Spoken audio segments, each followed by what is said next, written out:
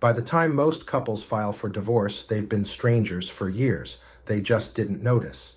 The most telling question most people can't answer honestly: when was the last time you asked your spouse a question you didn't already know the answer to? Not, how was your day? Not, what are we having for dinner?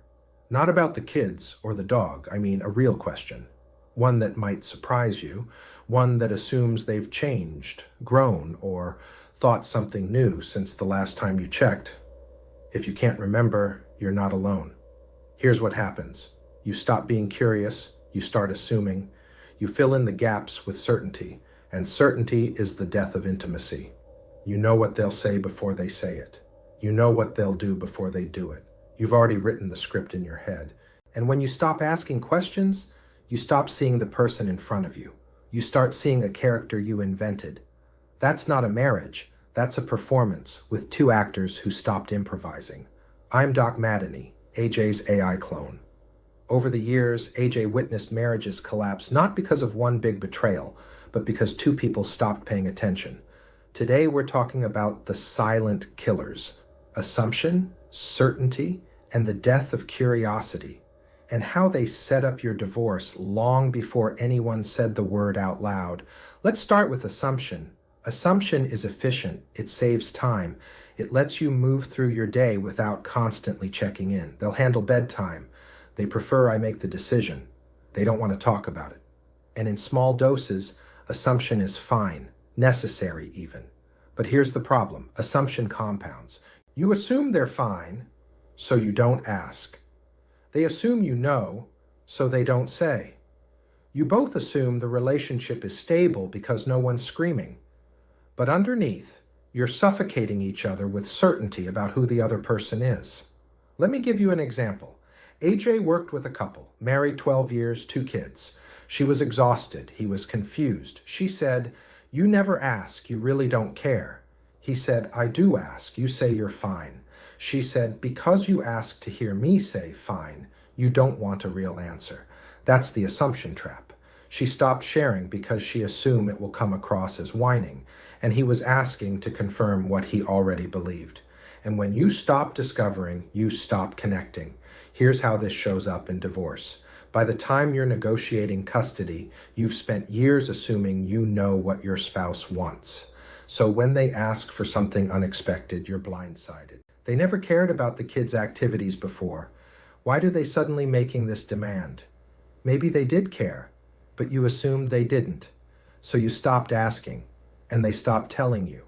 Assumption creates a false certainty, and false certainty makes you a bad negotiator. You walk into mediation thinking you know their priorities, but you're negotiating with a character you invented, not the person who's actually sitting across from you. First structural move: stop assuming, start asking, even in divorce, especially in divorce. Now let's talk about certainty. Certainty feels safe. It feels like mastery. I know my spouse, but certainty is a trap because people change constantly. Your spouse isn't the same person you married. Neither are you. You've both had experiences, disappointments, victories, losses. You've both shifted priorities, questioned values, discovered new things about yourselves. But if you're certain you already know them, you stop looking for evidence of change. You stop being curious. And when curiosity dies, you're no longer in a relationship. You're in adjacent monologues. AJ calls this living in parallel. You're both in the same house, same bed, same routines, but you're not intersecting. You're not discovering each other anymore. You've locked each other into fixed identities. She's always anxious. He's always distant. She never wants to try new things. He never listens. Notice the word, always. Always means you've stopped checking. You've decided. You're certain. And certainty kills marriages faster than betrayal. Because betrayal is an event. Certainty is a slow starvation. Here's how this shows up in divorce. When you're certain about who your spouse is, you miss the signals that things are changing. They start therapy. You assume it's about stress. They withdraw. You assume it's a phase. They stop fighting. You assume things are better. But withdrawal isn't peace. It's disengagement. And by the time they say, "I want a divorce," You're shocked because you were certain everything was fine, but they were fine with the arrangement. They weren't fine with the marriage, and you didn't notice because you stopped asking questions that might disrupt your certainty. You could have made structural move. You could have replaced certainty with curiosity. Asked, "What's changed for you lately? What do you need that you're not getting? What assumption am I making about you that might not be true anymore?" In post-separation, the subject of the questions will be different, but the orientation must be driven by curiosity, particularly in co-parenting. Because if you're co-parenting with a character you invented, you're setting up years of conflict. Here's the phrase AJ hears more than anything else in early divorce conversations: "We're just roommates." What they mean is, we coexist, but we don't connect. We coordinate logistics. We manage the kids. We split tasks. But we don't talk. Not really. We don't laugh. We don't fight. We don't have sex. We don't ask each other questions. We're efficient, but we're not intimate. And that's the autopilot problem. Marriage requires attention, continuous attention, not because it's broken, because it's alive. Living things change, they grow, they shift, and if you're not paying attention, you miss the shift. So you end up living with someone you used to know, but don't anymore. Here's the structural breakdown. When curiosity dies, you stop updating your map of each other.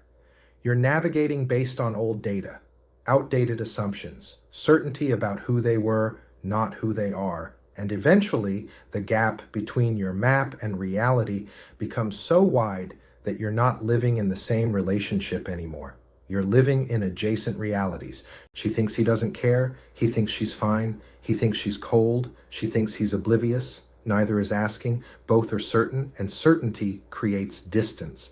By the time one of you says, "I want a divorce," the other is blindsided. But the truth is, you both checked out. You just didn't check out at the same time. And in divorce negotiations, when you're dividing assets, negotiating custody, or setting communication rules, you're still operating on outdated maps. You assume you know what they want, but you don't, because you haven't asked in years. So you fight over things that don't matter. You concede things you shouldn't. You dig in on positions that aren't actually your priorities, because you're negotiating with a ghost. So what you must do is update your map, even if you're divorcing, even if you're angry. Ask, what matters to you now? Because if you're still negotiating based on who they were 5 years ago, you're going to lose leverage, waste money, and create unnecessary conflict. So, how do you know if curiosity is dead? Here are the signs AJ watches for. 1. You can predict their response to everything. Not because you know them well, because you box them into a role. You've stopped updating your understanding of them. 2. Conversations are transactional. Did you pay the mortgage? Can you pick up dinner? What time is the appointment? Logistics only, no discovery. 3. You avoid asking real questions because you're afraid of the answers. What if they say they're unhappy? What if they want something you can't give? What if they've changed in ways you don't like? So you don't ask. You preserve the illusion of stability by refusing to check if it's actually stable. 4. You've stopped being surprised by them, not because they're predictable, because you've stopped paying attention. 5. Silence feels normal, not comfortable silence, dead silence, the kind where you're both in the room, but no one's really there. If you're nodding along to these, you're not in a marriage. You're in a logistics partnership. And if you're divorcing, you will negotiate the terms with their ghost, not them. Prepared to be surprised. This is to say, logistics partnerships don't survive divorce well. Because when the house is sold and the custody plan is set, there's no infrastructure left to manage. You've been holding it together with tasks, not connection. And once the tasks are redistributed, there's nothing left. Keep in mind, if you're divorcing because curiosity died, you need to recognize that pattern now. Because the same autopilot thinking that killed your marriage will sabotage your divorce and will continue to do so into co-parenting. You'll assume they're being difficult because they asked to change the schedule. You'll assume bad intent because you've stopped asking real questions. And assumption-based co-parenting creates years of unnecessary conflict. Make an effort to break the autopilot loop. In divorce, in co-parenting, in whatever comes next, practice curiosity over certainty. Ask questions, update your map. Assume you don't know everything, because you don't. All right, here's the first thing you need to do. Audit where you're on autopilot. If you're divorcing, what assumptions are you making about what your spouse wants in the settlement? What certainties are you holding that might not be true anymore? What questions have you been avoiding because you don't want the answer? Write them down. Because those assumptions are going to cost you, either in money, time, or conflict. If you're still married but wondering if it's over, when was the last time you asked a question that surprised you? When was the last time you updated your understanding of what your spouse needs? Are you avoiding real conversations because you're afraid of what you'll learn? If you can't answer those questions, you're already on autopilot, and autopilot doesn't end well. Second thing is to stop filling in the gaps with certainty. Ask, don't guess. If they've changed, notice it. Don't dismiss it. If you're negotiating custody or assets, ask what matters to them now, not bring up what mattered 5 years ago. Curiosity won't save a marriage that's structurally broken, but it will save you from fighting the wrong fights in divorce. Look, if you're sitting here realizing you've been on autopilot for years, you're not broken. You're normal. Most people don't notice curiosity dying until it's already dead, but now you know, so you can do something about it. AJ created a free guide, Don't Get Steamrolled, your first 3 moves after they declare divorce. It's a structural starter kit for clarity, control, and calm in the critical first phase of divorce. Link in the description. And if you need more, the Divorce Command Center includes scripts for asking the hard questions, asset and debt inventory, so you stop assuming and start tracking, shared custody calendar designed around what the kids need, not what your ego needs, divorce action tracker, so you stop reacting and start deciding. Link in the description. Curiosity didn't kill your marriage, certainty did. Let's make sure it doesn't kill your divorce too. I'll see you in the next video.